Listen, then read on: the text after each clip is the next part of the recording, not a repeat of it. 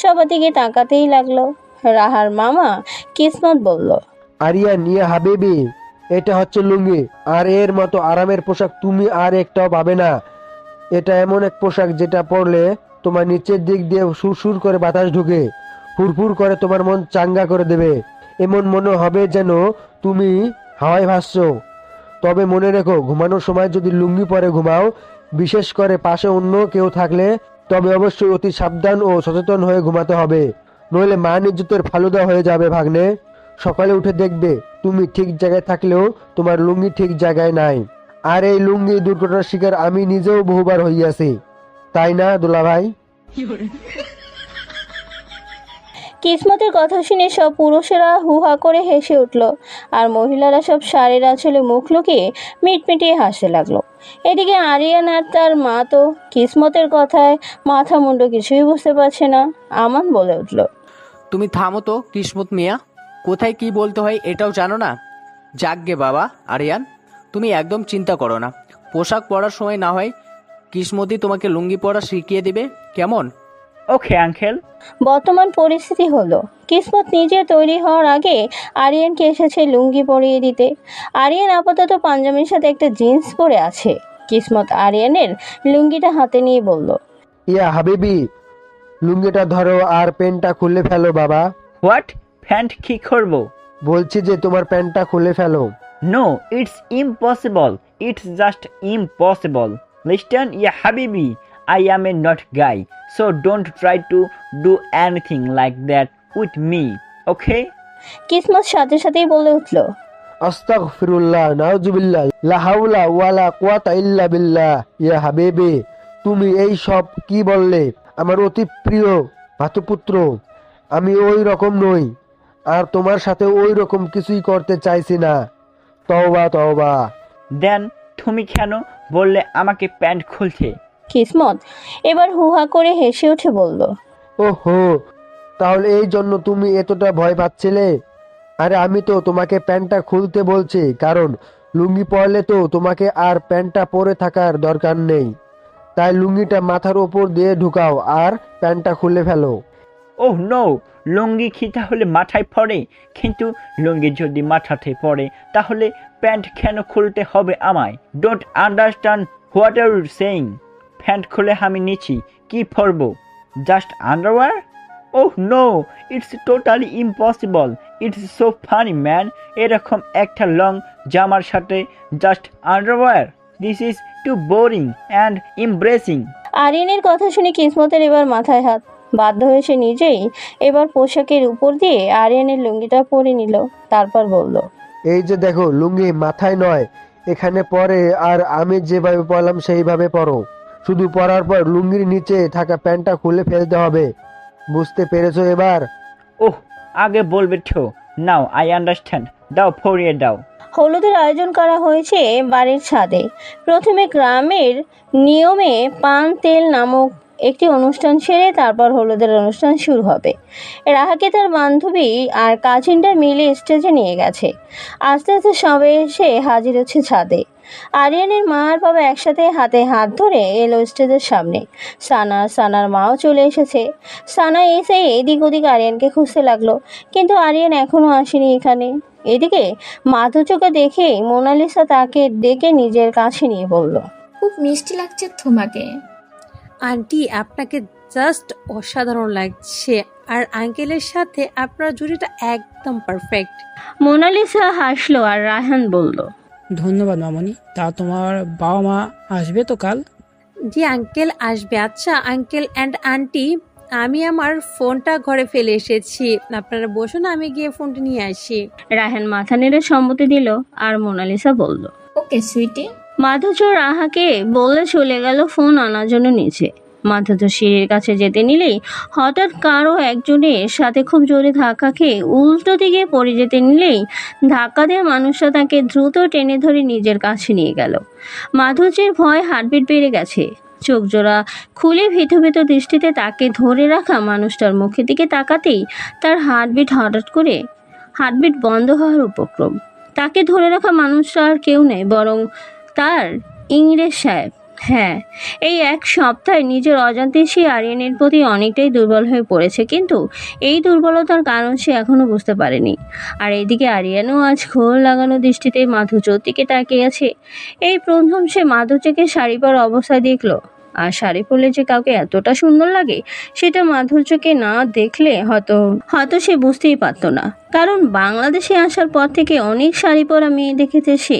এমনকি দুপুর থেকে এ বাড়িতে যতজন মহিলা বা মেয়ে মানুষ তার সামনে পড়েছে তাদের সবার পরনেই হলুদ শাড়ি ছিল, কিন্তু কাউকেই তার কাছে এতটা স্লিপ আর সিক্ত সুন্দর মনে হয়নি যতটা মাধুর্যকে লাগছে।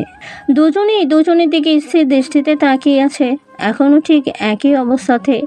ওইদিকে বাড়ির ছাদে সবাই চলে এসেছে, কিন্তু আরিয়ান এখনো নিচে একা আছে ভেবে সানা ফোন দিয়ে আটলো এই সুযোগে গিয়ে আরিয়ানকে আজ বাধ্য করবো ওকে বিয়ের জন্য রাজি হতে। তাই সে দ্রুত রাহার কাছ থেকে সরে এসে তার মাকে নিচে যাওয়ার কথা বলে চলে যায় সিঁড়ির রুমের কাছে। সিঁড়ির কাছাকাছি যেতেই সে দুটো ছায়ামূর্তি দেখতে পেল আর শুনতে পেল একটা মেয়ের কণ্ঠে আর একটা ছেলের কণ্ঠ। সানার আর বুঝতে বাকি নেই এখানে কে বা কারা কথা বলছে। দ্রুত সানা তাদের দিকে কিছুটা এগিয়ে যেতেই দেখলো আরিয়ান আর মাধুর্য মুখোমুখি দাঁড়িয়ে আছে। You are looking so pretty. Bangali মেয়েরা এত সুন্দর হয় সেটা তোমায় না দেখলে জানতেই পারতাম না। আপনাকে অনেক সুন্দর লাগছে, একদম বাঙালি বাঙালি লাগছে আজ। বাই দা ওয়ে, আপনার মাকে দেখছেন? ওনাকেও কিন্তু শাড়িটা অনেক সুন্দর লাগছে। মমকে, হ্যাঁ মমকে দেখেছি, সে উপরে আসার আগেই আমাকে ডাকতে গেছিল। তা তুমি কোথায় যাচ্ছ মেরিন? ও, আমি আমার ফোনটা নিচে ফেলে এসেছি, তাই ওটা আনতে যাচ্ছিলাম। ও আচ্ছা, আমিও আসবো তোমার সাথে। না না না, তার কোনো প্রয়োজন নেই, আপনি বরং ওইদিকে যান। আঙ্কেল আন্টি নিশ্চয়ই আপনার জন্য অপেক্ষা করছে, আমি গিয়ে ফোনটা নিয়ে আসছি। হ্যাঁ ওকে মিস বেঙ্গালি লেডি, তবে তাড়াতাড়ি চলে এসো কিন্তু। আচ্ছা। বলেই মাধুর্য আরিয়ানের পাশ কেটে সিঁড়ি দিয়ে নিচে নেমে গেল। আরিয়ান কিছুক্ষণ মাধুর্যের যাওয়ার দিকে তাকিয়ে থেকে একটু মুচকি হাসির সামনের দিকে ঘুরতেই সানা এসে সামনে হাজির। সে চোখ গরম করে আরিয়ানের দিকে তাকিয়ে আছে। আরিয়ান ভ্রুকুচকে বলল, what are you doing here? আর আমার দিকে এভাবে কি দেখছো? সরো, আমি ছাদে যাব। এখানে কি করছিস এই প্রশ্নটা আমাকে না জিজ্ঞেস করে বরং তুমি আমাকে বলো, তুমি এখানে কি করছো আরিয়ান বেবি? আরিয়ান কিছুটা রেগে গিয়ে বলল, হে ইউ, আমি এখানে কি করছি তার অ্যান্সার আমি কি তোমায় দেবো? What the hell are you and why you always call me baby? Listen, I am not your baby, okay? So don't call me baby. তবে হ্যাঁ, you can call me bro. আমি তোমার মামাতো ভাই, তাই তুমি আমাকে ব্রো বলে ডাকতে পারো, যেমন রাহা ডাকে। এখন পথ ছাড়ো, আমাকে যেতে দাও। বলি আরিয়ান সানার পথ ছাড়ার অপেক্ষা না করেই তার পাশ কাটিয়ে চলে যায় ছাদের দিকে। এদিকে ছানা ফুসতে ফুসতে বলতে লাগলো, খুব বড় ভুল করে ফেললে Aryan, you have to pay for this. আমি তোমাকে ছাড়বো না। আর ওই মেয়েটাকে তোমার খুব ভালো লাগে তাই না? খুব ভাব হয়েছে ওর সাথে তোমার, তাই না? আগে তো ওই মেয়েটাকেই শায়েস্তা করবো আমি। ইভেন এখনই ওর খবর নিচ্ছি আমি। নিচে এখন তেমন কেউ নেই, আর ওই মেয়েটাও নিচে গেছে। যাই, এই সুযোগটাকে কাজে লাগাতে হবে আমার। ওইদিকে মাধুর্য রাহার ঘর থেকে নিজের ফোনটা হাতে নিয়ে বের হতেই তার সামনে পড়ল কিসমত। সে এদিক দিয়ে ছাদে যাচ্ছিল, হঠাৎ মাধুর্যকে দেখে দাঁড়িয়ে পড়ল। মাধুর্য কিসমত দুজনেই হাসি বিনিময় করলো একে অপরকে দেখে। কিসমত বলল, মাশাআল্লাহ, বহুত খুবসুরত লাগছে তোমাকে মামুনি। তা তুমি এখানে কি করছো এখনো? ওইদিকে তো অনুষ্ঠান শুরু হয়ে গেছে মনে হয়। আসলে মামা, আমি আমার ফোন ফেলে গিয়েছিলাম বলে তাই এটা নিতে আবার এসেছিলাম। তা আপনি এখনো জানি সাথে? কিসমত খানিক হেসে বলল, আসলে একটি ইম্পর্টেন্ট টক করছিলাম আমার এক শেখ বন্ধুর সাথে।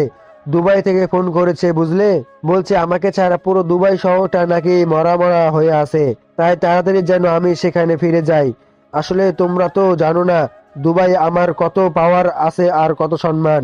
একটা গোপন কথা বলি শোনো, দুবাই যে বুর্জ খলিফা আছে না, ওই বুর্জ খলিফার মালিকও আমাকে অনেক সম্মান করে, আর আমাকে স্যার ডাকা ছাড়া তো কথাই বলে না। আর দুবাইয়ের বাচ্চা তো আমার ইয়ার দোস্ত, আমাকে পেলেই হাবিবি হাবিবি বলে বলে গলা শুকিয়ে ফেলে। কিসমতের কথা শুনে মাধুজ শুকনো কাশি উঠল। কিসমত একজন মজার মানুষ, সে জানতো, কিন্তু সে যে এত বড় চাপাবাজ তা সে এইমাত্র জানতে পারল। আর মাধুজকে কাশতে দেখে কিসমত ব্যস্ত ভঙ্গিতে বলল, এ কি তোমার কাশি হয়েছে নাকি? ঔষধ খাওনি? দাঁড়াও দাঁড়াও, আমি পানি নিয়ে আসি। মাধুজ দ্রুত নিজেকে কোনো রকমের সামনে নিয়ে বলল, না মামা, আমি ঠিক আছে। আর পানি আমি নিজেই নিয়ে খেয়ে নেব, আপনি বরং ছাদে যান। হ্যাঁ, আমি পানি খেয়ে আসছি। আচ্ছা আচ্ছা, তাড়াতাড়ি যাও, আর কাশির ঔষধ থাকলে খেয়ে নাও। হ্যাঁ, আমি যাই ওপরে, নইলে আবার হয়তো দেখা যাবে আমার জন্য অপেক্ষা করে ওরা, ওদিকে অনুষ্ঠান শুরু করতে পারছে না। যাই। হ্যাঁ। মাধুজ মাথা কাত করে সম্মতি জানালে কিসমত একটা আরবি গানের টান দিয়ে সেখান থেকে চলে যেতে লাগলো। সিঁড়ির কাছ থেকে এতক্ষণ লুকিয়ে লুকিয়ে সব দেখছিল সানা। সে মাধুর্যর দিকে আসতে নিলেই এমন সময় কিসমত চলে আসে মাধুর্যের সামনে। যাই হোক, কিসমত সিঁড়ির দিকে যেতে নিলেই সানা দ্রুত সিঁড়ির নিচে ফাঁকা জায়গায় গিয়ে লুকিয়ে পড়ে। কিসমত গুনগুন করতে করতে চলে গেল সিঁড়ি বেয়ে উপরে। কিসমত যেতেই সানা দ্রুত সিঁড়ির নিচ থেকে বের হয়ে মাধুর্যের ঘরের দিকে যেতে লাগে। মাধুর্য ওইদিকে পানি খাওয়ার জন্য আবার ঘরে ঢুকে দেখে পানি নেই, তাই সে পানির জন্য রান্নাঘরে যেতে লাগলেই হঠাৎ পেছন থেকে সানার ডাক শুনে থেমে যায় সে। মাধুর্য পেছন ফিরে তাকাতেই সানা একটা মেকি হাসি দিয়ে দ্রুত মাধুর্যর কাছে যেতে নিলেই গম্ভীর গলার পেছন থেকে বলে উঠল Aryan. What are you doing here Merin and Sana? Sana চমকে উঠে পেছনে তাকালো। মাধুর্য মিষ্টি এসে বলল, আমি তো পানি আনতে যাচ্ছিলাম, আসলে খুব পানি তেষ্টা পেয়েছিল। কিন্তু আপনি এখানে এখনো জানি ছাদে? তোমার দেরি হচ্ছিল তাই দেখে এলাম কোনো প্রবলেম হয়েছে কিনা। তাছাড়া একটা খরগোশ এদিকে এসেছিল অনেকক্ষণ আগে, কিন্তু সেটাও আর ফিরে যায়নি। তাই ভাবলাম খরগোশটা আবার তোমার কোনো ক্ষতি করে দেয় কিনা, তাই আমিও চলে এলাম। আরিয়ান যে সানাকে মেইন করে কথাগুলো বলছে সেটা সানা বুঝতে পেরে দাঁত কিরমির করছে। আর মাধুর্য অবাক হয়ে বলল, হোয়াট, ককরোচ? উমেন আরশোলা?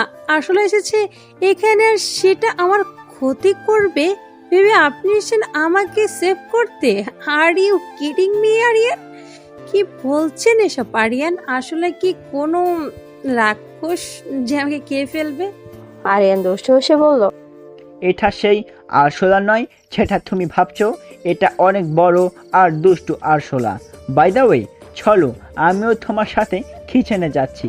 আরে আপনি শুধু শুধু কষ্ট করছেন কেন? আমি কি নিয়ে আসছি। তাছাড়া সানাও আমাকে কিছু একটা বলতে এসেছিল। সানা না হয় আমার সাথে যাক, তাহলে ও যেটা বলতে এসেছিল সেটাও বলা হয়ে যাবে। আর আমার সাথে যেহেতু সানা আসছে তখন আর আসলে ভয় থাকলো না। কি বলো সানা? সানা দ্রুত মাথা নাড়িয়ে বলল, ইয়া আমি যাচ্ছি মাধুর্যের সাথে Aryan baby. You don't worry about Madhurya, আমি তো আছি। আরশোলা আমাকে দেখলেই দৌড়ে পালাবে। Yes, you are right Sana. Actually you know Merin, Sana আরশোলাদের কুইন, আর এই জন্য ওকে দেখলেই আরশোলাদের ভয় ফালায়। আরিয়ানের কথা শুনে মাধুর্য ফেক করে হেসে দিল, কিন্তু সানার মুখের দিকে তাকিয়ে দ্রুত নিজেকে সামলে নিয়ে মাধুর্য আরিয়ানকে বলল, প্লিজ মিস্টার আরিয়ান স্টপ। কি সব বলছেন আপনি? তখন থেকে বলুন তো, তখন থেকে কি সব উদ্ভট কথা বলে যাচ্ছেন? আচ্ছা ঠিক আছে, আর বলবো না, কিন্তু তুমি তাড়াতাড়ি পানি খেয়ে আমার সাথে চলো। রাহা তোমার জন্য অপেক্ষা করছে। আর ছানা, তুমিও মাধুর্যকে কি বলবে বলে রাহার কাছে যাও। মাধুর্যও বলল, হ্যাঁ সানা, বলো তুমি কি বলবে। সানা দ্রুত বলে উঠল, না মানে, আচ্ছা আমি বরং পরে তোমার সাথে কথা বলি। হ্যাঁ, তুমি বরং গিয়ে পানি খেয়ে আসো, আমি ওপরে যাচ্ছি। বাই। বলেই সানা সেখান থেকে একরকম দৌড়ে চলে যেতে লাগলো। আর আরিয়ান মুচকি মুচকি হাসে লাগলো। ওইদিকে মাধুর্য সানাকে ওইভাবে চলে যেতে দেখে হতভম্ব হয়ে সেদিকে তাকিয়ে রইল। সানা উপরে তার মায়ের কাছে গিয়ে মুখ ফুলে ধূপ করে চেয়ারে বসতেই সেলিমা বলে উঠল, কি হয়েছে আমার বাচ্চাটার? তোমার মুখটা এত শুকনো দেখাচ্ছে কেন? মাম্মা, ওই আরিয়ান সেলিমা দ্রুত মুখের কাছে আঙ্গুল নিয়ে ইশারায় সানাকে চুপ হতে বলল। আসতে বলো কি হয়েছে? আরিয়ানের সাথে ঝগড়া হয়েছে? কিন্তু সে তো ঝগড়া করা ছেলে না। সানা গলা নামিয়ে দাঁতে দাঁত চিবিয়ে বলল। মামা, তোমার ভাইয়ের ছেলে আমাকে একদমই পাত্তা দিচ্ছে না। আমার তো মনে হচ্ছে ও আমাকে সহ্যই করতে পারে না, অথচ ওই মাধুর্য না ফাদুর্য ওই মেয়ের সাথে দেখো সারাক্ষণ আঠার মতো চিপকে আছে। ওই বাঙালি স্মার্ট মেয়েটার মধ্যে কি আছে যা আমার মধ্যে নেই? তাছাড়া তোমার ভাই আর ভাইয়ের বউ তো ওই মেয়েকে নিয়ে সারাক্ষণ আদিক্ষেতা করে বেড়াচ্ছে। শান্ত হও মামুনি, রাহার বিয়েটা হয়ে যেতে দাও। এরপর আমি আরিয়ানের সাথে তোমার বিয়ের ব্যবস্থাটা এবার করেই ছাড়বো। দেখো, যেভাবেই হোক ওদের রাজি করিয়েই ছাড়বো এবার।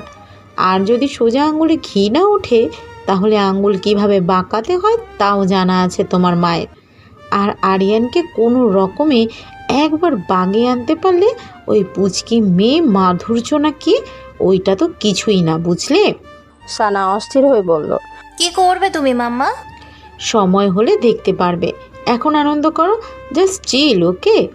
সানা মেখে হেসে বলল। ওকে মাই সুইট মাম্মা। বিয়ের দিন চরম ব্যস্ততায় কাটে সবার দিন। কেউ নিজের স্বাস্থ্যে ব্যস্ত, তো কেউ অন্যকে সাজাতে, আর বাড়ির বড়রা তো নানা কাজে ব্যস্ত আছেই। এর মধ্যে রাহাকে এসে সাজিয়ে গেছে পার্লারের কয়েকজন মেয়ে। বিয়ের দিন মাধুর্য সারাক্ষণ রাহার কাছেই ছিল, শুধু নদী থেকে পানি আনার সময়টা বাদে। সকালে সবাই মিলে হই হুল্লোড় করে নদী থেকে পানি আনতে যায়, শুধু রাহার বাড়ির কিছু মহিলারা বাদে। মাধুর্য আর আরিয়ানরাও যায় নদীর পাড়ে সবার সাথে। আর সেখানে গিয়ে ঘটে তার আরেক ঘটনা। মাধুর্য যেহেতু সাঁতার জানে না আর পানিতেও তার ভয় আছে, তাই সে সবার থেকে কিছুটা দূরে নদীর পাড়ে একটি উঁচু স্থানে গিয়ে দাঁড়িয়ে আছে, যাতে কেউ তাকে ভিজিয়ে না দিতে পারে বা পানিতে ফেলতে না পারে। কিন্তু এতে সে আরও বড় বিপদের সম্মুখীন হয়, কারণ সবাই যখন পানি উছানো নিয়ে আর মজা মাস্তিতে ব্যস্ত, তখনই সুযোগ বুঝে সানা মাধুর্যকে পানিতে ফেলে দেওয়ার জন্য বুদ্ধি আটে। মাধুর্য যেহেতু সবার থেকে একটু দূরেই দাঁড়িয়ে আছে আর সবাই হই হুল্লোড়ে ব্যস্ত, তাই এখান থেকে মাধুর্যকে ফেলে দিলে হয়তো কেউ টেরও পাবে না। তাছাড়া মাধুর্য যেখানে দাঁড়িয়েছে সেখানটা কিছুটা উঁচু বলে সেখান থেকে নদীটাও অনেকটা গভীর বলে মনে হয়েছিল সানার। তাই ভাবনা মাফিক একটা শয়তানি হাসি দিয়ে সে ধীর পায়ে মাধুর্যর দিকে এগিয়ে যায় পেছন দিক দিয়ে। আর এই দৃশ্য আরিয়ানের চোখ এড়ায়নি। আরিয়ান মাধুর্য থেকে কিছুটা দূরে দাঁড়িয়ে থাকলেও সে মাধুর্যর দিকে খেয়াল রাখছিল, যেহেতু দুষ্ট সানাও এখানে এসেছে। কিন্তু সানা এটা টের পায়নি যে আরিয়ান সবটা দেখছে, তাই সানা ধীরে ধীরে মাধুর্যর পেছনে গিয়ে যেই মাধুর্যকে ধাক্কা দিতে যাবে, ঠিক তখনই আরিয়ান এসে ছো মেরে মাধুর্যকে সেখান থেকে সরিয়ে নেয়। ফলে ভারসাম্য হারিয়ে সানা নিজেই গিয়ে নদীতে পড়ে গিয়ে চিৎকার দিয়ে ওঠে। আর মাধুর্য দ্রুত মাথা তুলে আরিয়ানের দিকে তাকিয়ে আবার সানার চিৎকার অনুসরণ করে পেছনে তাকিয়ে দেখে সানা পানিতে পড়ে চাপড়াচ্ছে। সানার চিৎকার শুনে দ্রুত সবাই সেদিকে যেতে লাগলো, আর যারা পানিতে ছিল তারা সাঁতারে সানার কাছে যেতে লাগলো সানাকে বাঁচাতে। ওইদিকে সানার মা সেলিমা দ্রুত আরিয়ানের কাছে ছুটে এসে নাকে কেঁদে কেঁদে বলতে লাগলো। এ কি আরিয়ান, তুমি এখানে এই মেয়েটাকে ধরে দাঁড়িয়ে আছো? তুমি দেখতে পাচ্ছ না আমার মেয়েটা পানিতে পড়ে গেছে? তুমি সানাকে পানি থেকে ওঠানোর চেষ্টা না করে এই মেয়েটাকে ধরে দাঁড়িয়ে আছো কেন? আর তুমি তো এখানেই ছিলে এতক্ষণ, তাহলে সানা কি করে পানিতে পড়লো বলো তো? আপনার মেয়ে তো সাঁতার জানে, তাহলে আপনি এত টেনশন কেন করছেন? তাছাড়া আপনার মেয়ে নিজের দোষেই পানিতে পড়ে গেছে। সে মরিনকে পানিতে ফেলতে গিয়ে নিজেই পানিতে পড়ে গেছে। তো এইসব ড্রামা বন্ধ করুন। সেলিনা আগেই বুঝেছিল এখানে দোষটা সানারই, কেননা কোনোভাবে কিন্তু সে ভেবেছিল আরিয়ানকে কোনোভাবে ইমোশনালি ব্ল্যাকমেল করবে, কিন্তু মাধুর্যের উপর কোনোভাবে দোষ চাপাতে। কিন্তু সে জানতো না তার মেয়ে যে আরিয়ানের চোখে ধরা খেয়ে গেছে, যার কারণে এখন আরিয়ানের সামনে থেকে কোনোভাবে কেটে পড়লেই ভাবছে সে। তাই দ্রুত আবার কান্নামাখা মুখ করে আরিয়ানের সামনে নাটক করা শুরু করে দেয়। সরি বাবা আরিয়ান, আসলে আমি জানতাম না সানা এমন একটা কাজ করেছে।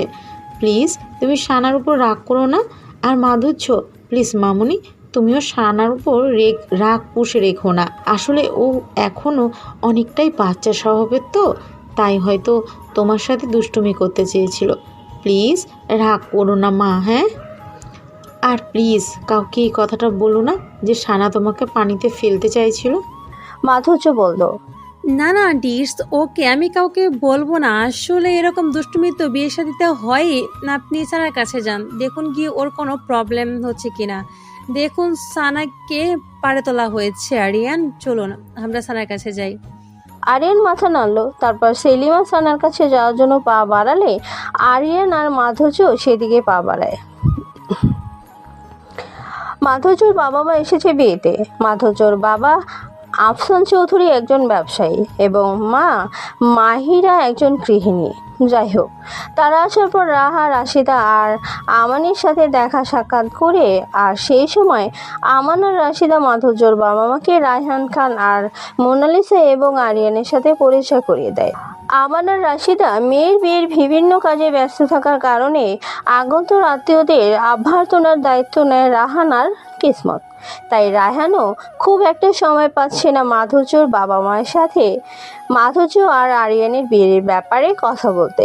তবে মোনালিসা মাধুর্যর মায়ের সাথে বেশ জমি আড্ডা দিচ্ছে, আর মোনালিসার মেইন টপিকটা মাধুর্যর প্রশংসা যেন সে পঞ্চমুখ হয়ে উঠেছে। মাধুর্যর মাও এক বিদেশিনীর কাছ থেকে নিজের মেয়ের প্রশংসা শুনে খুশিতে চোখ মুখে যেন তার আলো ঝলমল করছে। এদিকে তিনিও এই একদিনই তার মেয়ের কাছে আরিয়ান আর তার মা বাবার অনেক গল্প শুনেছেন ফোনে, যার কারণে তাদেরকে কাছ থেকে দেখার একটা ইচ্ছে এই কয়দিনে মনের ভিতর আকুম বাকুম করছিল। আর আজ সেই ইচ্ছাটা তার পূরণ হলো। তিনি এতদিন বিশ্বাস করতে পারছিলেন না যে একজন বিলিতি মহিলা এতটা সরল হয় আর এত সহজে মানুষের সাথে মিশে যেতে পারে, কিন্তু আজ সরাসরি দেখে তিনি তা উপলব্ধি করতে পারছেন। তাছাড়া আরিয়ানের আচরণও খুবই নম্রভদ্র মনে হচ্ছে তার।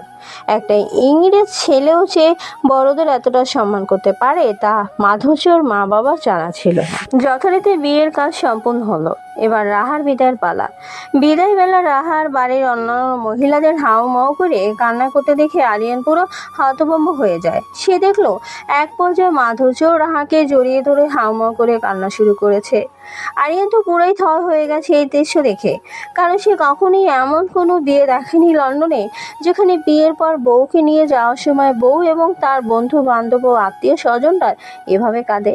তার উপর এখানে শুধু মহিলারাই না, বরং রাহার বাবা আর সেই সাথে রায়হানকে আর কিসমতকেও চোখের পানি ফেলতে দেখা যাচ্ছে। আরিয়ান এসব দেখে এক প্রকার বিরক্ত হয়ে যাচ্ছে। আর মধ্যে রাহা কান্নাকাটি করতে করতে আরিয়ান আর তার মায়ের দিকে এগিয়ে আসতে লাগলো। মা ছেলে দুজনেই একসাথেই দাঁড়িয়ে আছে তারা। রাহা তাদের কাছে এসেও জেঠিমণি গো বলেই মোনালিসার উপর ঝাঁপিয়ে পড়ল। মোনালিসা পড়ে যেতে নিয়েও কোনো রকম নিজেকে সামনে নিয়ে রাহাকে সান্ত্বনা দিতে লাগলো। এদিকে আরিয়ান মনে মনে ভাবছে, এটা কি বিয়ে বাড়ি নাকি মরা বাড়ি যে সবাই এমন আচরণ করছে আর এত হাউমাউ করছে।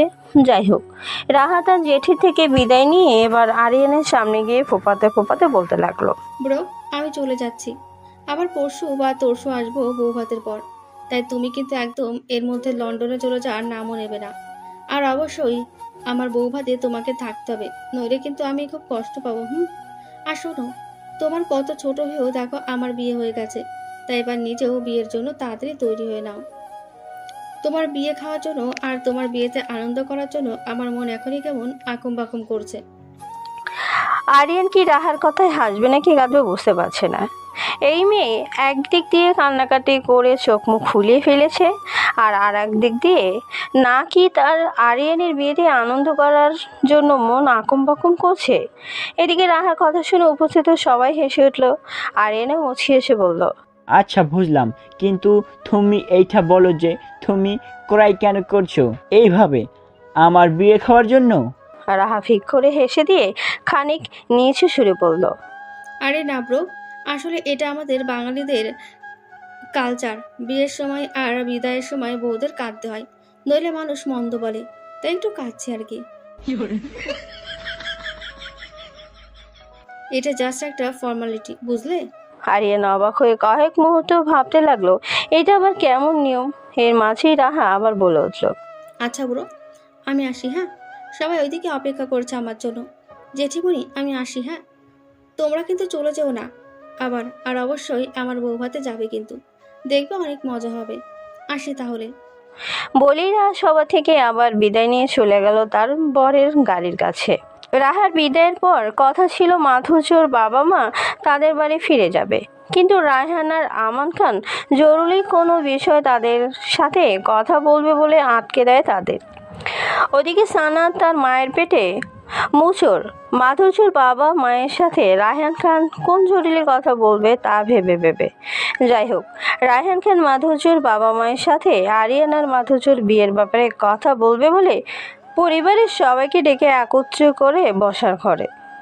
মাধুর্য আর আরিয়ানও এখনো কিছু জানে না, বুঝতেও পারছে না এখানে কি হতে চলেছে।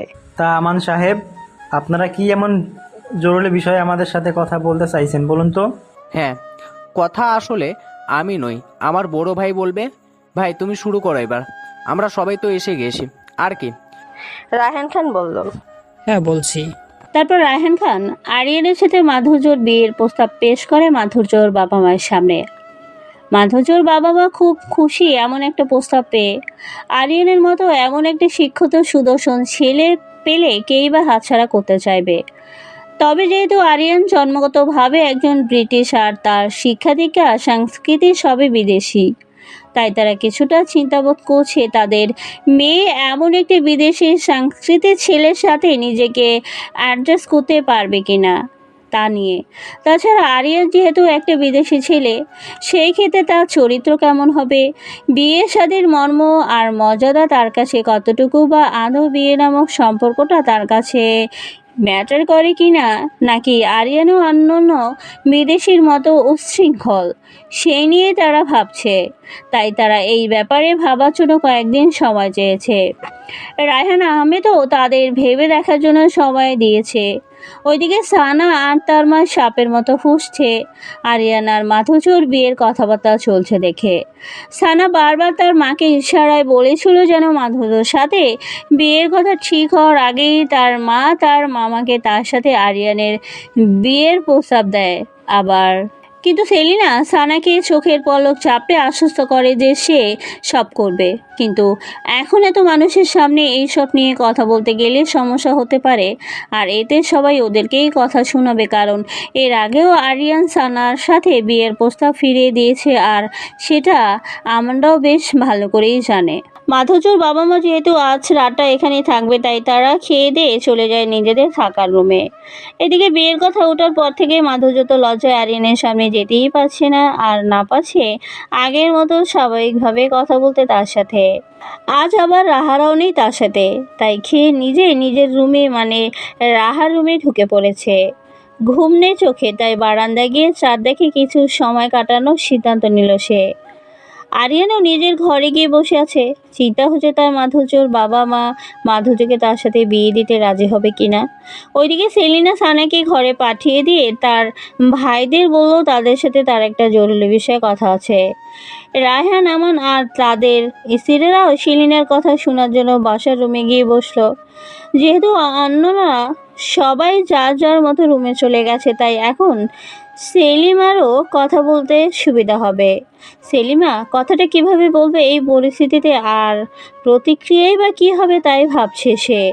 রায়হান গলা ঝাড়া দিয়ে বলে উঠল, কিছু বলছিস না যে? এতক্ষণ বললি জরুরি কথা আছে, আর এখন আমরা এসে বসে আছি কিন্তু তোর কোনো কথাই নেই। হ্যাঁ বলছি। আসলে ভাই, কি করে কথাটা বলবো তাও আবার এই পরিস্থিতিতে, সেটাই ভাবছি। আমান ভ্রুকুচকে বলল, এই পরিস্থিতি মানে কোন পরিস্থিতি? আসলে ভাই, তোমরা রাগ করো না প্লিজ। আমি জানি এখন এই কথাগুলো আমার বলা উচিত হবে না, কিন্তু কি করব বলো, নিজের মেয়ের কষ্টটাও তো আমার সহ্য হচ্ছে না। তোমরা তো জানোই সানা অনেক আগে থেকে আরিয়ানকে পছন্দ করে, আর তার জন্য আমার কয়েকবার তোমার কাছে বিয়ের প্রস্তাব পাঠিয়েছি, কিন্তু তোমরা বারবার আমাদের ফিরিয়ে দিয়েছো। দেখো না, এই কারণেই জেদ ধরে সানার বাবা এবার রাহার বিয়েতেও আসেনি। সে যাই হোক, তবুও এখন আমার মেয়েটার কথা ভেবেই আমি আবার তোমাদের কাছে অনুরোধ করছি, তোমরা একটাবার আমার মেয়েটার কথা ভাবো। ও তো তোমাদের ভাগ্নি, তাই না বলো? মোনালিসা এবার বলে উঠল।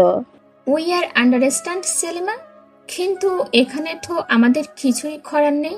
কজ আরিয়ান নিজে থেকেই সানাকে বিয়ে করতে চায়নি, আর আমরাও তো আমাদের ছেলেকে জোর করতে পারি না। তোমার মেয়ের কথা ভেবে বিয়ে শাদীর ব্যাপারে দুজনেরই ইচ্ছে থাকা জরুরি। কি বলো রাইহান? রায়হান বলল। হ্যাঁ সেলিমা, তোর ভাবি ঠিকই বলেছে। আরিয়ান যেহেতু তোর মেয়েকে বিয়ে করতে চায় না, তখন আমারও জোর করতে পারি না তাকে। তাছাড়া বিয়ে শাদীর ব্যাপারে জোর জবরদস্তি করতে গেলে হিতে বিপরীত হতে যাবে।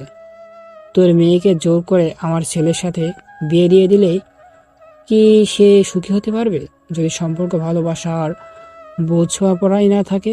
তাছাড়া আমি এই কয়দিনে যতটা বুঝেছি তাতে আরিয়ান মধুরজাকে পছন্দ করে, আর মধুরজাকে বিয়ে করার ব্যাপারেও সে কোনো আপত্তি জানায়নি।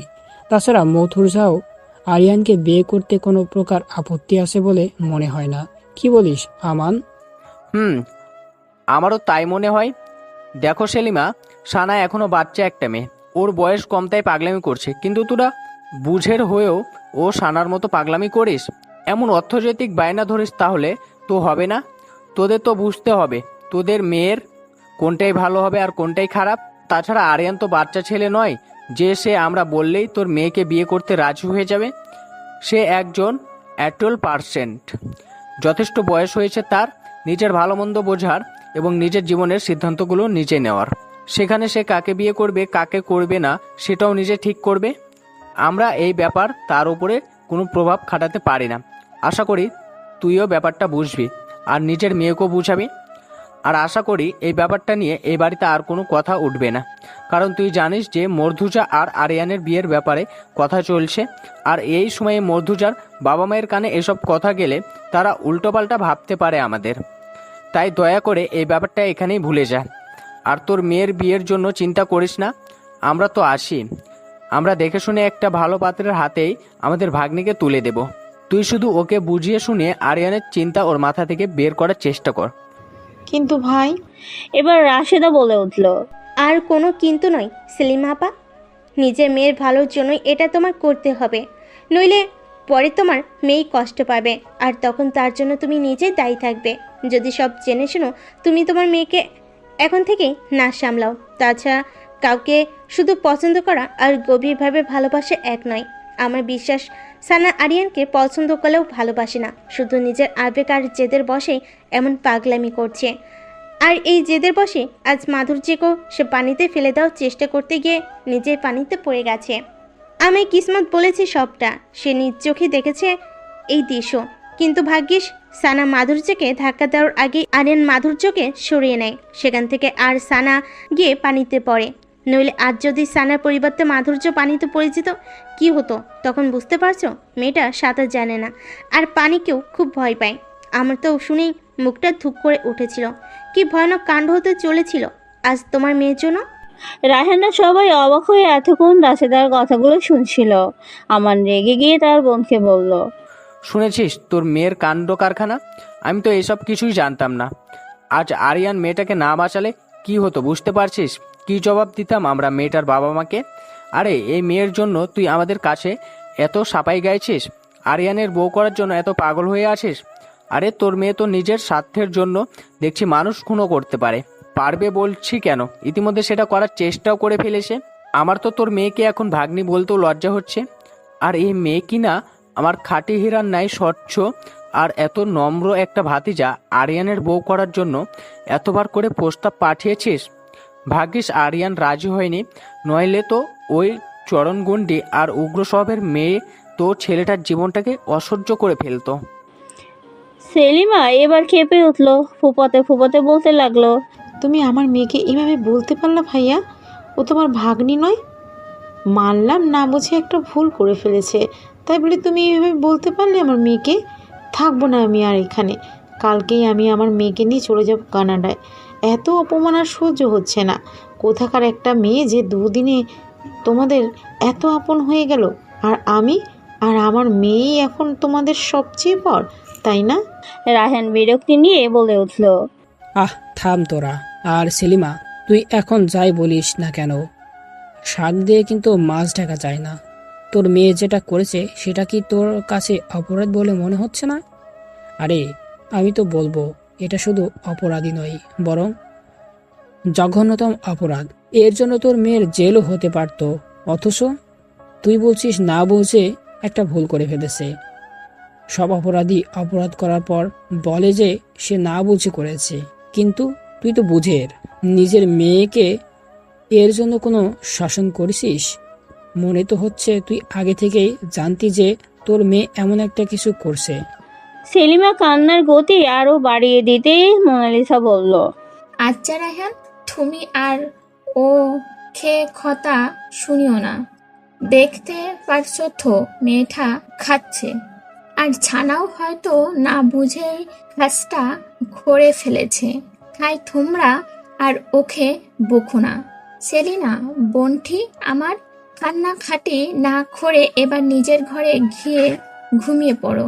আর রায়হান, চলো আমরাও ঘুমিয়ে পড়ি গিয়ে। এদিকে অনেক রাত হয়ে গেলেও মাধুর্য আর আরিয়ান কারো চোখেই ঘুম নেই। তাই আরিয়ান আর মাধুর্য দুজনেই দুই দিক থেকে ভাবছে একটু ছাদ থেকে ঘুরে আসবে। যেই ভাবো সেই কাজ। দুজনেই দুই দিক দিয়ে নিজের ঘর থেকে বের হয়ে ছাদে যাওয়ার জন্য পা বাড়ালো।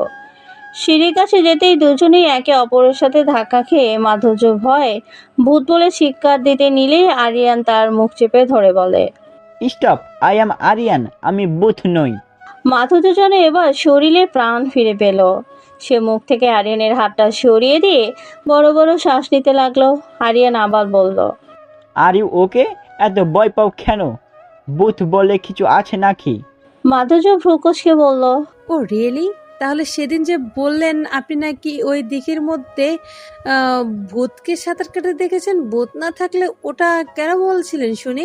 আরিয়ান মিষ্টি এসে বলল, আরে ওইটা তো আমি সানাকে ভয় দেখানোর জন্য বলেছিলাম, but I don't believe in ghost, কারণ বুথ দেখলে কিছুই হয় না, বুঝলে? বলেছেন আমাকে। আরিয়ান ভ্রুকুচকে বলল, কে বলেছে? আর কে বলেছে? জানি না, কিন্তু আপনি এত রাতে এখানে কি করছেন? ও, আমি তো রুপটপ এ যাচ্ছিলাম, বাট তুমি এখানে কি করছো এত রাতে?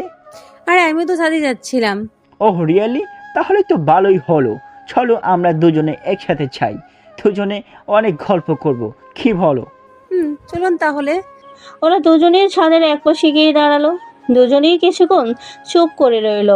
এক পর্যায়ে আরিয়ান বলল, তুমি কি আমার ওপর রাগ করছো? মাধুর্য অবাক চোখে আরিয়ানের দিকে তাকিয়ে বলল, না তো, হঠাৎ এই প্রশ্ন কেন করলেন? না মানে ওই যে আমার মম ড্যাড, তোমার মম ড্যাডের সাথে আমাদের বিয়ের কথা বলছে চাই। অ্যাকচুয়ালি আমিও এইসব কিছুই জানতাম না, আমাকেও আগে থেকে কিছুই জানানো হয়নি, তাই তুমিও আমার ওপর রাগ করো না প্লিজ।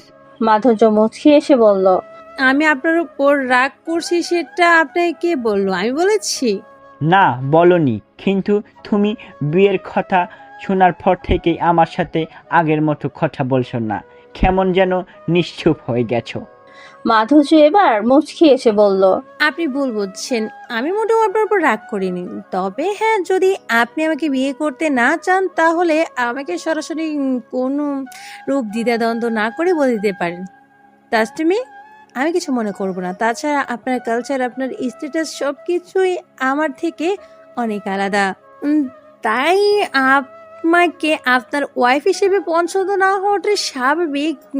তাই যদি আমাকে ভালো না লাগে তাহলে ভদ্রতার খাতিরে বা আমার মন রাখার জন্য মনের মধ্যে কোনো কিছু লুকিয়ে রাখবেন না। যদি কিছু বলার থাকে তাহলে বিয়ের কথাবার্তা আর সামনে এগোনোর আগে সেটা বলে ফেলুন প্লিজ। আরিয়ান মাধুর্যর দিকে কিছুক্ষণ স্থির দৃষ্টিতে তাকিয়ে থেকে বলল, ইউ নো মেরিন, আমি না কখনোই কোনো মেয়ের এতটা কাছে আসিনি যতটা তোমার কাছে এখন আছি। কোনো মেয়ের দিকে এত ভালো করে দেখিও নি যেভাবে তোমাকে দেখেছি। আই সোয়ার লন্ডনে, বাংলাদেশে অনেক মেয়ে দেখেছি, বাট আই থিঙ্ক আমার চোখে দেখা সবচেয়ে বেস্ট মেয়েটা শুধুই তুমি। আমি আজ এই কথাগুলো বলছি কজ আমার মনে হচ্ছে আজ তোমাকে এগুলো বলা উচিত। তারপরেও কি আমার ব্যাপারে তোমার কোনো কনফিউশন আছে? মাধুর্য অবাক হয়ে আরিয়ানের দিকে তাকিয়ে আছে। সে কি বলবে আরিয়ানের কথার জবাবে ভেবে পাচ্ছে না। সে ভাবতেও পারছে না যে এই ইংরেজ সাহেবটা কখনো তাকে এতটা পছন্দ করে বসবে, আবার নিজের মুখে এত সুন্দর করে তার মনের কথাগুলো প্রকাশ করবে মাধুর্যর কাছে। ওরা দুজনেই দুজনের চোখের দিকে গভীর দৃষ্টিতে তাকিয়ে আছে। হঠাৎ বাগানের দিক থেকে কিছু একটা শব্দ শুনে আরিয়ান আর মাধুর্য দুজনেই দ্রুত ছাদ থেকে নিচের দিকে তাকায়। ওরা দেখলো ছায়ার মতো কিছু একটা বাগানের দিক থেকে বাড়ির ভেতর দিকে যাচ্ছে। মাধুর্য ভয় দ্রুত আরিয়ানের হাত চেপে ধরে চোখ খিচে বন্ধ করে আরিয়ানকে বলতে লাগলো, আরিয়ান দেখুন ভূত, আমার খুব ভয় করছে আরিয়ান, ভূতরা তো বাড়ির ভেতরে ঢুকছে। আরিয়ান এখন কি হবে? মাধুর্যর কান্না দেখে আরিয়ান বেয়াকুব বনে গেল। একেই তো বাড়িতে কি ঢুকলো সেই চিন্তা, তার উপর মাধুর্য কান্নাকাটি। আরিয়ান দ্রুত মাধুর্যকে শান্ত করার জন্য বলল, ডোন্ট ওয়ারি ম্যারিন, প্লিজ তুমি ভয় পেও না, আমি তো এখানে, কিছু হবে না তোমার। আর আমার মনে হচ্ছে ওইটা কোনো ভূত নয়, বরং কোনো চোর। মাধুর্য দ্রুত চোখ খুলে আরিয়ানের দিকে তাকাতেই আরিয়ান মাথা নেড়ে বলল, yes, I think a thief came to the house. চলো আমরা কুইকলি নিয়ে যাই, গিয়ে ওই চোর ব্যাটাকে ধরে ছাপখানি দেই। মাধুর্য অবাক হয়ে বলল, ছাপখানি? ছাপখানি মিন্স ফ্লগিং। মাধুর্য ভ্রু নাচিয়ে বলল, ও চাপকানি? আরিয়ান দ্রুত মাথা নেড়ে বলল, ইয়া প্লিজ, এবার তাড়াতাড়ি চলো, নইলে চোর ছুরি করে ফালাবে। ওরা দুজন ছাদ থেকে দ্রুত নিচে নেমে একদম শব্দহীনভাবে এগোতে লাগলো আর চারপাশে চোখ বুলাতে লাগলো। হঠাৎ রান্নাঘর থেকে একটা কিছু শব্দ হলে দ্রুত আরিয়ান মাধুর্যকে একদম বিনা শব্দে তার সাথে রান্নাঘরের দিকে এগোতে বলল। মাধুর্য আরিয়ানের কথা মতো এগোতে লাগলো। ওরা ধীরে ধীরে রান্নাঘরের সামনে যেতেই কিসমতের গলার আওয়াজ শুনতে পেল ভিতর থেকে। দুজন দুজনের দিকে ভ্রু কুঁচকিয়ে একবার তাকিয়ে আবার চুপচাপ কান পাতলো রান্নাঘরের দিকে। ভেতর থেকে শোনা গেল, সম্মানিত হাবিবি ইয়া চোর সাহেব, বলছি যে দুনিয়াতে এত কাজ থাকতে এই আধুনিক যুগে এসেও আপনি চুরি কেন করছেন ভাই সাহেব? ভেতর থেকে কিসমতের কথা শুনে এদিকে মাধুর্যর মারাত্মক হাসি পেয়ে গেল। আরিয়ান দ্রুত মাধুর্যর হাসির শব্দ বের হওয়ার আগেই নিজের হাত দিয়ে মাধুর্যর মুখ চেপে ধরে। মাধুর্য নিজেকে সামলে নেয়। ওইদিকে ভিতরে চোর ফ্রিজ থেকে বস্তার মতো বিয়েতে সব বেঁচে যাওয়া খাবারগুলো ঢোকাতে ঢোকাতে কিছুটা মাতলামো সুরে বলতে লাগলো, এটা আমাকে খানদানি পেশা, যুগ যতই আধুনিক হোক আমরা আমাকে খানদানি পেশা ছাড়মার পারুম না। এটা আমাকে ইজ্জতের প্রশ্ন। আপনাকে যেমন বংশ পরম্পরায় আছে তেমনি আমাগো আছে, আর আমরা কোনো মতেই আমাগো খানদানি পেশা ছাইড়া বংশের মুখে চুনকালি মাখাইবার পারুম না। অহন কথা কম কইয়া আমারে চুরিতে সাহায্য করেন, বেশি কথা কইলে বাড়ির লোকজন জায়গা যাইবগা। আর আপনাগো বাড়ির লোক সব নিশ্চয়ই আপনার মতন এত মহৎ হৃদয়বান না যে আমারে খাতির যত্ন কইরা কইব, লও বাবা যা খুশি লইয়া লও। হেরা পরে আমারে ঠ্যাঙানি দিলে সেই ঠ্যাঙানির হাত থেকে আমারে বাঁচাইব কেডা? না না, ছি, এইসব কি বলেন? আপনি হচ্ছেন গিয়ে আমাদের জাইফুন মানে মেহমান, আমরা কি আপনাকে ঠেঙ্গানি দিতে পারি? আচ্ছা আমি আর কিছু বলবো না, কিন্তু জনাব চোর সাহেব আর একটা কথার উত্তর দিবেন আমার। আর একটাই তো? আচ্ছা ঠিক আছে, আপনি যখন আমারে চুরি করবার একটা সুযোগ দিয়েছেন তখন আমিও না হয় আপনার একটা সুযোগ দিই। কন কি জানবার চান? না মানে বলছিলাম যে না মানে আমি যদি আপনাকে দেখার পর আপনার দুঃখটা না বুঝে বাড়ির লোকজনের ডেকে আপনাকে ধরিয়ে দিতাম, তখন আপনি কি করতেন? কি আর করতাম, হয় যানপরন লইয়া ভাইগা যেতাম, আর নয়তো আপনি বেশি বাড়াবাড়ি করলে মানুষ আউনের আগেই কোমর থেকে ছুরিটা বাইর কইরা আপনারে ঘেচেং কইরা ঢুকাইয়া দিতাম। নাউজুবিল্লাহ। ভাই চোর সাহেব, আপনি কি জানেন না যে মানুষ হত্যা হারাম কাজ? আর আপনি মনে হয় জানেন না যে জান বাঁচানো ফরজ। কথায় আছে, চাচা আপন প্রাণ বাঁচা। হ্যার লাইগা আমিও নিজের জান বাঁচানোর লাইগা আপনারে মারলে আমার পাপ হইব না। কিসমতের গলা শুকিয়ে গেল চোরের কথা শুনে। সে শুকনো কাশতে লাগলো। চোর দ্রুত নিজের কাজ বন্ধ করে কিসমতের মুখ চেপে ধরে বলল, আরে মিয়া কাশতেছেন কেন? মানুষ জায়গা যাইব তো। আপনার কি পিপাসা পাইছে? একটু বাংলা দেমু? আমার কাছে জাপানি বাংলা মাল আছে। আমার এক ডাকাইত বন্ধু দিছিল আর কইছিল হাই নাকি আমার লাইগা জাপান থেকে এইটা আনছে। খাইবেন একটু? দেই। গলাটা ভিজান, ভালো লাগবে অনেক। দেমু একটু? হা করেন, ঢাইলা দেই। দূর মিয়া চোর সাহেব, কি যে বলেন এসব? আমি একজন পাক্কা মুসলমান, বড় শক্ত আমার ইমান। আমি এসব খাই না, বুঝলেন? ইসলামে এইসব খাবার হারাম। আপনিও পারলে ছেড়ে দেন, প্রয়োজনে মদের বদলে শুধু কিনে খান। এতে নেই কোনো পাপ, নেই কোনো ক্ষতি, কিন্তু আছে শুধুই উপকার। হ ভাই, এইটা ঠিক কইছেন, কিন্তু অভ্যাস হইয়া গেছে তো তাই ছাড়বার পারি না। তবে যাই হোক, আপনি যেহেতু আমারে এত উপকার করলেন, এত আদর আপ্যায়ন করলেন, নিজের মেহমান বইলা সমাদর করলেন, তাই আপনার কথাখান রাখার চেষ্টা করবো। আস্তে আস্তে এই বাংলা খাওয়া ছেড়ে দেবো। কিন্তু ভাই, ইংরেজি খাওয়া তো যাইবো, ওইটা নাকি খাইলেও পাপ হয়। ওহ নো নো, বাংলা, ইংরেজি, আরবি, উর্দু কোনোটাই খাওয়া যাবে না, কারণ হারাম ইজ হারাম। যেটা নিষেধ সেটা সব দেশেই নিষেধ, এবং সব দেশে মুসলিমদের জন্যই নিষেধ। ও আচ্ছা, তাহলে আস্তে আস্তে ছেড়ে দিমনে। চোর এবার অনেক ভাবান্তিকের সাথে বলল, না, আগেই কইছি এইটা আমাকে খানদানি পেশা। এই কাম কিছুতেই ছাড়ন যাইব না, তাইলে পরপারে আব্বা দাদার কাছে মুখ দেখাইবার পারুম না। তাই একটাই রিকোয়েস্ট, দয়া কইরা এইটা কইরেন না। আচ্ছা চোর সাহেব, আপনি বললেন আপনার বন্ধু জাপান থেকে আপনার জন্য বাংলা এনেছে, তা জাপানে কি বাংলাও বিক্রি হয়? হয়তো। ল্যাংটাকাল থেকেই তো দেখতেছি জাপানে বাংলা বেঁচে আছে।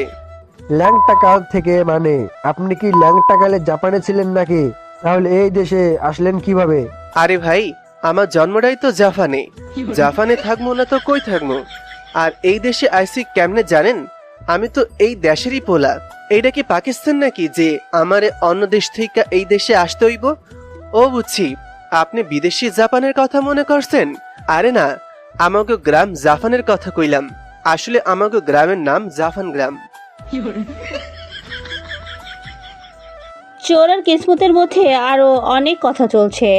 আসলে কিসমত রাতে পানি খেতে নিচে দেখে ঘরে পানি নেই, আর তাই রান্নাঘর থেকে পানি আনতে যেতেই কারো একটা ছায়া দেখতে পায় রান্নাঘরের দিকে। তাই কিসমত ধীরে ধীরে সেদিকে এগিয়ে গিয়ে আস্তে করে রান্নাঘরের আলোটা জ্বালিয়ে দেয়। আর তখনই দেখতে পায় একটা লোক রান্নাঘরে কিছু খোঁজার চেষ্টা করছে, কিন্তু হঠাৎ আলো চুলায় ওঠায় সে ভয় পেয়ে পিছনে তাকাতেই কিসমত লম্বা করে সালাম প্রদান করে লোকটার উদ্দেশ্যে। সেই লোকটা তখন ভয়ে ভয়ে সালামের উত্তর দিয়ে দৌড় দিতে নিলে কিসমত দ্রুত তাকে ধরে ভয় নেই বলে আশ্বস্ত করে। তারপর লোকটার সাথে কথা বলতে জানতে পারে লোকটা একটা চোর। সে এখানে চুরি করতে এসেছে, আর এসেই রান্নাঘর থেকে ভালো ভালো খাবারের গন্ধ পেয়েই আগে এসে এখানে ঢুকে খাবারের খুঁজে। তাই মেহমান প্রিয় কিসমত চোরকে মেহমান বানিয়ে আপ্যায়ন করার জন্য নিজের ফ্রিজ খুলে দিয়ে চোরকে নিজের পছন্দ মতো খাবার বেছে নিতে বলে। আর তারপর চোরের কাজ চোর করে, আর সেই সাথে কিসমত চোরকে বিভিন্ন প্রশ্ন করতে থাকে। আর এদিকে চোর আর কিসমতের কথোপকথন শুনে আরিয়ান এবং মাধুজ নিজেদের হাসি কোনোভাবেই কন্ট্রোল করতে পারছিল না। বলেই আরিয়ান দ্রুত নিজেকে সামনে মাধুর্যর মুখ চেপে ধরে সেখান থেকে নিয়ে চলে যায় আবার ছাদে গিয়ে মাধুর্যর মুখ ছেড়ে দিতেই মাধুর্য বড় বড় কয়েকটা শ্বাস ছেড়ে আরিয়ানের দিকে রাগে দৃষ্টিতে তাকাতেই আরিয়ান হেসে ফেলে। আর তার সাথে মাধুর্য এতক্ষণ ধরে পেটের ভিতরে জমিয়ে রাখা হাসির বোমাটা ছেড়ে দিল। দুজনেই হাসতে হাসতে কাহিল হয়ে যাওয়ার অবস্থা। এভাবে হাসতে হাসতে হঠাৎ মাধুর্যর হাসির দিকে ভালো করে খেয়াল করতেই আরিয়ানের মাধুর্যর প্রতি ঘোল লেগে যায়। সে ঘোল লাগানো দৃষ্টিতে মাধুর্যর দিকে তাকিয়ে আস্তে আস্তে মাধুর্যর দিকে এগোতে লাগে। আরিয়ান মাধুর্যর অনেকটা কাছে চলে আসতেই মাধুর্যর হাসি বন্ধ হয়ে গেল। সে দ্রুত আরিয়ানের উদ্দেশ্যে বলল, Aryan, what are you doing? Please এতটা কাছে আসবে না আমার। Keep distance please Aryan. মাধুর্যর কথায় হুঁশ ফিরে আরিয়ানের। সে দ্রুত মাধুর্য থেকে সরে গিয়ে অন্যদিকে ফিরে জোরে জোরে দুটো শ্বাস ছেড়ে কিছুটা গম্ভীর গলায় বলে উঠল, I am sorry Marin, I think তোমরা এবার নিজের ঘরে যাওয়া উচিত। Please get out from here and leave me alone for a while. আমি এখানে কিছুক্ষণ একা থাকতে চাই।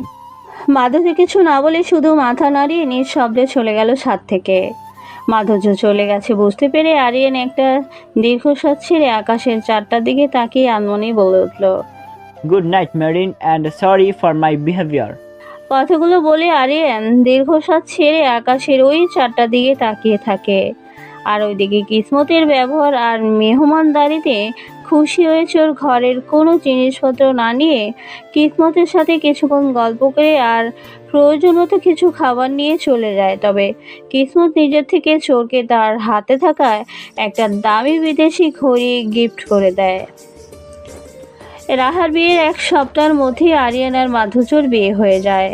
আর সানা আর তার মা রেগে মেগে রাহার বিয়ের পর দিনই কানাডা চলে যায়। যাই হোক, আরিয়ান আর মাধুর্যর বিয়েটা খুব কম সময়ের মধ্যে হলেও মোটামুটিভাবে খুব চাকচমকভাবে বিয়ের আয়োজন করা হয়েছিল তাদের। মাধুর্যর মা বাবা মাধুর্য আর আরিয়ানের বিয়ের ব্যাপারে ভাবার জন্য সময় নেওয়ার পর রাশিদা, আমান এবং রাহা তাদের অনেক বোঝায় যে আরিয়ান বিদেশি হলেও সে একদম খাঁটি মনের একজন মানুষ। সে একদমই অন্য ছেলেদের মতো নয় যে 10-12টা মেয়ে নিয়ে ঘুরবে, অনৈতিক কোনো কাজ করবে। জন্ম এবং বেড়ে ওঠা ওই সব কিছুই আরিয়ানের বিদেশ হলেও সে নারীদেরকে খুব রেসপেক্ট করে। তাই সে কখনই মাধুর্যকে কোনো কষ্ট দেবে না বা অসম্মান করবে না, বরং সবসময় মাধুর্যকে আগলে রাখবে, কারণ সে খুবই পারফেক্ট এবং কেয়ারিং একটা ছেলে। আর তাছাড়া মাধুর্যর বাবা মাও যে 2-1 দিন রাহার বিয়ের উপলক্ষে রাহাদের বাড়িতে ছিল, সেই সময়টাতে তারা আরিয়ান আর তার ফ্যামিলিকে খুব কাছ থেকে দেখেছে এবং বুঝতে আসলে তারা কেমন মানুষ আর আরিয়ানই বা কেমন প্রকৃতির ছেলে। তার উপর আবার তাদের মেয়ের মধ্যেও আরিয়ানের জন্য কিছুটা দুর্বলতা দেখতে পেয়ে তারা অবশেষে আরিয়ানের সাথে মাধুর্যর বিয়ে দিতে রাজি হয়। আর তারপর বেশ জাঁকজমকের সাথে নিজেদের মেয়েকে আরিয়ানের হাতে তুলে দেয়। বিয়ের সময় মাধুর্যর সব আত্মীয় স্বজন আর পাড়া প্রতিবেশীরা বিদেশি জামাইকে দেখার জন্য হুমড়ি খেয়ে পড়েছিল। এক প্রকার যখন আরিয়ানের বরযাত্রী গিয়ে মাধুর্যের বাড়িতে পৌঁছায়। যাই হোক, ভালোই বিয়ের সব আনুষ্ঠানিকতা শেষ হলো। এবার আরিয়ানদের লন্ডন ফেরার পালা। কাজিনের বিয়ে খেতে এসে নিজের বিয়েও লেগে যাওয়ায় ভার্সিটি থেকে আরও 1 সপ্তাহ ছুটি বাড়িয়ে নিতে হয়েছিল আরিয়ানকে। কিন্তু এখন আর কিছুতেই ছুটি কাটানো যাবে না, তাই সময় নষ্ট না করে যত দ্রুত সম্ভব লন্ডনে গিয়ে পৌঁছাতে হবে আরিয়ানদের। তাই বৌভাতের পরের দিনই আরিয়ানরা লন্ডন ফেরার ব্যবস্থা করে ফেলেছে।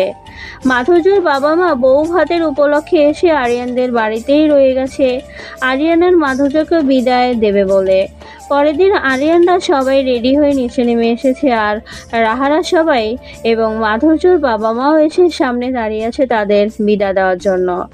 মাধুর্যর বাবা রায়হান খানের উদ্দেশ্যে বলল, ভাই সাহেব, আমার মেয়েটাকে তো আপনাদের হাতে তুলে দিলাম, আর এখন সে চলে যাবে আবার দূর দেশে। আমরা তো চাইলেই আর যখন তখন এখান থেকে মেয়ের কাছে চলে যেতে পারবো না, আর মেয়ের অসুবিধাগুলোও দেখতে পারবো না। তাই দয়া করে আপনারা আমার মেয়েকে একটু দেখে রাখবেন, আর ওকে আপনাদের ওই বিলেতি সংস্কৃতির সাথে নিজেকে মানিয়ে নেওয়ার জন্য একটু সময় দিবেন। আসলে বুঝতেই তো পারছেন, আমার মেয়েটা একটা বাঙালি মেয়ে, আর সে শিক্ষা সংস্কৃতি সব কিছুই আপনাদের থেকে সম্পূর্ণ আলাদা। তাই একটু দেখবেন আমার মেয়েকে, আর আপনারাই বরং ওকে আপনাদের নিজেদের মতো করে গড়ে নেবেন, যাতে আপনাদের এবং আপনাদের ওই বিদেশি কালচারের সাথে সে সহজেই মানিয়ে গুছিয়ে নিতে পারে নিজেকে। আরে আপনার মেয়ে তো এখন আমাদের মেয়ে, তাই তার প্রতি আমাদের থেকে বেশি দায়িত্ব এখন আমাদের, বুঝলে? একদম চিন্তা করবেন না আপনার মধুর্যা মামুনিকে নিয়ে। আর হ্যাঁ, যখনই সুযোগ পাবেন চলে যাবেন মেয়েকে দেখতে, ওকে? জি অবশ্যই। আর বাবা আরিয়ান, তোমাকে বলছি, আমার মেয়েটাকে একটু দেখো কেমন। এখন তো ওর সব কিছুর দায়িত্বই তোমার, তাই না? তাই একটু দেখে শুনে রাখো ওকে। আরিয়ান মিষ্টি এসে বলল, ডোন্ট ওয়ারি পাপা, আমি অলওয়েজ মেরিনের খেয়াল রাখবো এবং ওকে আগলে রাখবো, আপনি একদম চিন্তা করবেন না। যাই হোক, শুনে আশ্বস্ত হলাম বাবা। তোমার আর তোমার বাবা মার উপর আমার পূর্ণ আস্থা আছে। এবার মাধুর্যর মাও বলে উঠল, বাবা আরিয়ান, তোমার উপর পূর্ণ বিশ্বাস আর ভরসা করেই তোমার হাতে আমাদের মেয়েটাকে তুলে দিয়েছি। আর এতটা দূরে পাঠাচ্ছি। দয়া করে আমাদের এই ভরসা আর বিশ্বাসের মান তুমি রেখো। আর মাধুর্য, তুমিও কিন্তু তোমার শ্বশুর শাশুড়ি আর স্বামীর মন জুগিয়ে তাদের সাথে মানিয়ে গুছিয়ে থাকার চেষ্টা করো, কেমন? এখন কিন্তু আর তোমার মা তোমার পাশে থাকবে না, তাই নিজের প্রয়োজন অপ্রয়োজন আর সুবিধা অসুবিধাগুলো সব আরিয়ানের সাথেই শেয়ার করো। যে কোনো সমস্যা আরিয়ানের সাথে শেয়ার করে তাকে নিয়ে সমাধান করার চেষ্টা করো। কোনো ক্ষেত্রেই নিজে নিজে কোনো পাকামো করতে যেও না, কারণ ওইটা কিন্তু তোমার নিজের দেশ না, বুঝলে? একটা অন্য দেশে যাচ্ছ, সেখানকার পরিবেশের সাথে মানুষদের সাথে মানিয়ে চলার চেষ্টা করো সবসময়। মাধুর্য মাথা নেড়ে তার মাকে আশ্বস্ত করলো যে সে তার মায়ের কথা মতোই চলবে। যাই হোক, সভা থেকে বিদায় নিয়ে আরিয়ানরা মাধুর্যকে নিয়ে বেরিয়ে গেল এয়ারপোর্টের উদ্দেশ্যে। সেখানে পৌঁছে নির্দিষ্ট সময়ে লন্ডনের ফ্লাইটে উঠে উড়াল দিল সুদূর লন্ডনের উদ্দেশ্যে। লন্ডন পৌঁছতে আরিয়ানরা দেখলো আরিয়ানের নানার বাড়ির লোকেরা, বন্ধুরা এবং আরও পরিচিত অনেকেই আরিয়ান আর তার বউকে স্বাগতম জানানোর জন্য এয়ারপোর্টে এসে হাজির হয়েছে। আরিয়ানের কাছে যেতেই সবাই আরিয়ান আর মাধুর্যকে ফুল দিয়ে অভ্যর্থনা জানালো। তারপর সবাই আরিয়ানদের থেকে বিদায় নিয়ে যার যার কাজে চলে যায় আর আরিয়ানরা চলে যায় তাদের বাড়িতে। বাড়িতে পৌঁছে আরিয়ান গাড়ি থেকে নেমে মাধুর্যকে হাত ধরে গাড়ি থেকে নামায়। গাড়ি থেকে নেমে একবার চারদিকে চোখ বুলাতেই মাধুর্য চোখ আটকে যায়। এত সুন্দর সাজানো গোছানো বাড়ি থেকেই মাধুর্যর মন ভরে গেছে। বাড়িটা যেন আস্ত একটা রাজপ্রাসাদ, আর সেই প্রাসাদের সামনেই বড় করে লেখা প্রিন্স প্লাস, যা দেখে মাধুর্যর মুখে এক চিলতে হাসি ফুটে উঠল। তার ঠোঁটের কোণে হাসি দেখে আরিয়ানও মুছিয়ে এসে জিজ্ঞেস করলো, হোয়াট হ্যাপেন্ড? হাসছো কেন তুমি? মাধুর্য আরিয়ানের দিকে তাকিয়ে মিষ্টি এসে বলল, আপনাদের বাড়িটা ভীষণ সুন্দর। আরিয়ানও মিষ্টি এসে বলল, থ্যাঙ্কস, বাট এটা এখন শুধু আমাদের বাড়ি নয়, বরং এইটা তোমারও বাড়ি, বুঝলে ডিয়ার? মাধুর্য লাজুক হাসলো। এর মধ্যে আরিয়ানের বাবা মাও অন্য গাড়িতে করে বাড়ি এসে পৌঁছালো। তারা গাড়ি থেকে নেমেই আরিয়ানদের কাছে এলো। তারপর রায়হান বলল, কি ব্যাপার, তোমরা এইখানে কেন দাঁড়িয়ে আছো? ভিতরে যাওনি কেন এখনো? মোনালিসাও বলল, তাই তো প্রিন্স, তুমি এখনো মেরিনকে নিয়ে এখানে দাঁড়িয়ে আছো কেন? চলো ভেতরে চলো। যাচ্ছি মম, মেরিন চলো আমরা ভেতরে যাই, আর আশা করি বাড়ির ভিতরটাও তোমার ভালো লাগবে। মাধুর্য মুছিয়ে এসে মাথা নাড়ালো। আরিয়ান মাধুর্যর হাত ধরে প্লাসের ভিতরে ঢুকলো। পিছনে পিছনে আরিয়ানের মা বাবাও ঢুকলো। বাড়ির ভেতরে ঢুকে মাধুর্যর চোখ আরো বেশি ধাঁধিয়ে গেল। বাড়ির ভেতরটা অনেক সুন্দর, বিশাল, যেটা বাইরে থেকে বোঝা যায় না। আর এর সৌন্দর্য তা বলে শেষ করা যাবে না। বাড়ির প্রতিটা জিনিসই যেন কেউ খুব সূক্ষ্ম হাতে সাজিয়ে গুছিয়ে রেখেছে এমন মনে হয়। মাধুর্য রাতে ফ্রেশ হয়ে ঘুমাতে এসে দেখে আরিয়ান ঘরে নেই, আর বিছানার উপরে কয়েকটা শপিং ব্যাগ আর তার উপরে একটা চিরকুট পড়ে আছে। মাধুর্য ভ্রু কষিয়ে বিছানার দিকে এগিয়ে গিয়ে চিরকুটটা খুলে পড়তে লাগলো। চিরকুটে লেখা আছে, dear wife, all the clothes in the shopping bag are yours. These are all night clothes. Get ready for tonight by wearing any one of your choice from here. Go and get ready in 5 minutes. Otherwise, if you takes more than 5 minutes, then I will come and dress you. Will I come? Okay, I am coming to your darling. Lots and lots of kiss for you. Shopping ব্যাগের সমস্ত পোশাক তোমার। এই সবগুলো রাতের পোশাক। এখান থেকে তোমার পছন্দ যে কোনো একটা পরে আজ রাতের জন্য প্রস্তুত হও। যাও এবং 5 মিনিটের মধ্যে রেডি হয়ে নাও। অন্যথায় 5 মিনিটের বেশি সময় লাগালে আমি এসে তোমার পোশাক পরিয়ে দেব। আমি কি আসবো? ঠিক আছে, আমিই আসছি তোমার সাথে। প্রিয়তমা, অনেকগুলো চুমো তোমার জন্য। মাধুর্য চিরকুটটা পরে হাসবে নাকি কাঁদবে বুঝতে পারছে না, কারণ আজ মাধুর্য আর আরিয়ানের মধ্যরাত। প্রথম ভয় আর অস্বস্তি বোধ করছে এখন মাধুর্য, কিন্তু ওইদিকে আরিয়ান যে কোনো সময় চলে আসবে, তাই তাকে আরিয়ান আসার আগেই তৈরি হতে হবে, নইলে আবার যদি আরিয়ান দুষ্টুমি সত্যি এসে ওর পোশাক চেঞ্জ করতে চায়।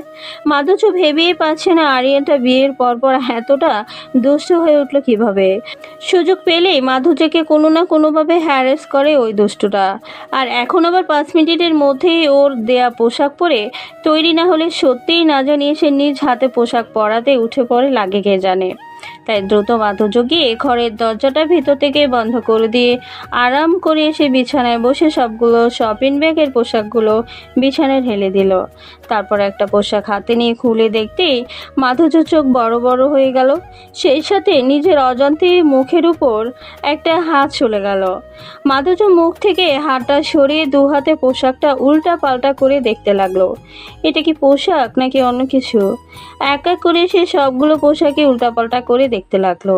কোনোটাই পুরো পিঠ খালি, তো কোনোটাই এক সাইড দিয়ে কোমরের নিচ থেকে পুরো পায়ের অংশ খালি, আর কয়েকটা তো এমন যে এগুলো দেখে মাধুর্য নিজেই নিজের চোখ ঢেকে ফেললো। সে এইসব পোশাক পরবে কিভাবে, আর এগুলো পরে আরিয়ানের সামনেই বা যাবে কিভাবে? লজ্জায় তো তার এখনই মাথা নিচু হয়ে যাচ্ছে, গাল গরম হয়ে যাচ্ছে। আবার অন্যদিকে দিয়ে আরিয়ানের প্রতি প্রচণ্ড রাগও লাগছে তার। আরিয়ানটা কি করে পারলো এমন সব বেশরম মার্কা পোশাক আনতে?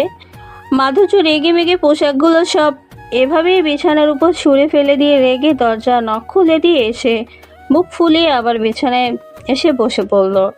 আজ হবে আরিয়ানের সাথে একজোট। 5 মিনিট পরে আরিয়ান একগুচ্ছ ফুল হাতে ঘরে আসে, আর এসে দেখে মাধুর্য এখনো আগের পোশাকেই বিছানায় বসে আছে, আর তার পাশে বিছানার উপর সেই পোশাকগুলো ছড়িয়ে ছিটিয়ে পড়ে আছে। আর সবচেয়ে বড় কথা, মাধুর্য আরিয়ানকে দেখেই অন্যদিকে মুখ ফুলিয়ে বসে আছে। আরিয়ান অবাক হয়ে মাধুর্যর কাছে গিয়ে বলল, what happened my dear wife? তুমি এভাবে মুখ ফুলিয়ে বসে আছো কেন? আর এখন রেডি হওনি কেন? পোশাকগুলো কি তোমার পছন্দ হয়নি? মাধুর্য এবার কাঁদো কাঁদো গলায় অভিযোগের শুরু বলল, আপনি খুব খারাপ একটা লোক। এগুলো কি ধরনের পোশাক এনেছেন আপনি আমার জন্য? আমাকে কখনো এইসব পোশাকে দেখেছেন আপনি? আমি আপনাকে ভালো ভেবেছিলাম, কিন্তু আপনি দেখছি অন্য সব লুচু ছেলেদের মতো। এইসব পোশাক কিনতে কি আপনার একটু লজ্জা লাগলো না? আরিয়ান মাধুর্যর কথায় কিছুটা অবাক হয়ে ভ্রু কুঁচকে জিজ্ঞেস করলো, লজ্জা কেন করবে? আর এগুলো তো স্লিপিং ক্লোথস, সবাই তো ঘুমানোর সময় এইগুলো পরে ঘুমায়, তাহলে এগুলো কিনতে গেলে লজ্জা কেন করবে? আর তুমি যেন একটা কি বললে, লুচি না লুচু কি যেন? মাধুর্য দাঁতে দাঁত চেপে বলল, হ্যাঁ এটাই লুচ্চা বলছি আপনাকে। আরিয়ান জিজ্ঞেস দৃষ্টিতে তাকিয়ে বলল, ও আচ্ছা, বাট এই লুচ্ছা মানেটা কি? মাধুর্য আনমনেই বলে বসলো, লুচ্চা মানে বাজে অসৎ চরিত্র, বুঝলেন? কথাগুলো বলেই মাধুর্য জিহ্বায় কামড় দিয়ে ফেললো। অনুশোচনের দৃষ্টিতে সে আরিয়ানের দিকে তাকালো। আসলে সে এগুলো মেন করে তখন এই কথাটা বলেনি আরিয়ানকে, কিন্তু এখন ওর অর্থগুলো আরিয়ানকে বলতে গিয়ে সে খেয়াল করলো যে সে কি বলেছে। ওইদিকে আরিয়ান কিছুটা অভিমানী চোখে স্থিরভাবে কিছুক্ষণ মাধুর্যের দিকে তাকিয়ে থেকে চোখ সরিয়ে নিয়ে মাধুর্যর পাশ থেকে উঠে গেল। আসলে এই শব্দগুলো আরিয়ান একদমই নিতে পারেনি। সে তো জাস্ট তার বউয়ের জন্যই এই পোশাকগুলো কিনেছিল। যদিও সে জানে মাধুর্য একজন বাঙালি মেয়ে, আর সে সব পোশাক হয়তো অভ্যস্ত নয়। যদিও এই দেশে এসব পোশাক অন্যরা পোশাকের মতোই স্বাভাবিকভাবেই পরে, মানুষ এমনকি দিনের বেলাতেও পরে, কিন্তু তবু আরিয়ান মাধুর্যর কথা ভেবে শুধুমাত্র রাতে পরার জন্য বলেছে এই পোশাকগুলো। আর তাছাড়া নিজের স্বামীর সামনে তো এসব পরাই যায়, কিন্তু এই সামান্য ব্যাপারটার জন্য মাধুর্য আরিয়ানের চরিত্র নিয়ে কথা বলবে তা সে ভাবতেও পারেনি। কত আশা করে এসেছিল সে ঘরে। আজ তার আর মাধুর্যের ফার্স্ট নাইট, আর এই রাতেই সে তার প্রিয়তমাকে তার সম্পূর্ণ উজাড় করে দিয়ে তাকে সম্পূর্ণভাবে নিজের করে নেবে। কিন্তু কি থেকে কি হয়ে গেল? সামান্য কয়েকটা পোশাকের জন্য যে এরকম একটা পরিস্থিতি তৈরি হবে, আর মাধুর্যও তাকে এভাবে ভুল বুঝবে জানলে আরিয়ান কখনোই এসব পোশাক আনতো না। আরিয়ান হাতের ফুলগুলো বিছানায় ফেলে দিয়ে মাধুর্যের দিকে না তাকিয়ে কিছুটা ধরা গলায় বলল, আই এম সরি মেরিন, আমি বুঝতে পারিনি এই পোশাকগুলো এতটাই খারাপ যে আমি সেগুলো আমার ওয়াইফের জন্য কিনতে পারবো না, আর এর জন্য আমাকে ক্যারেক্টারলেস টাইটেল এ পেতে হবে। By the way, I am really sorry for this.